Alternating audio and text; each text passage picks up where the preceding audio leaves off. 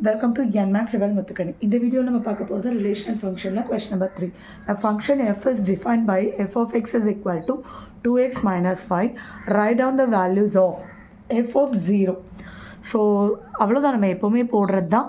X இருக்க இடத்துல நம்ம இப்போ என்ன போட போகிறோம், 0 போட்டுக்க போகிறோம், அவ்வளோதான். எஃப் ஆஃப் 0னா 2 into 0 minus 5. So 0 minus 5 minus f of 0. Next f of x வந்து நமக்கு 2x minus 5. So f of 7னா x இருக்க இடத்துல 7 போட போகிறோம். So 14 minus 5 9. f of 7 9. f of x வந்து 2x minus 5. f of minus 3. x இருக்கிற இடத்துல minus 3.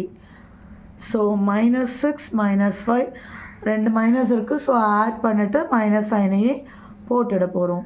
f of minus 3 minus 11 அவ்வளோதான்.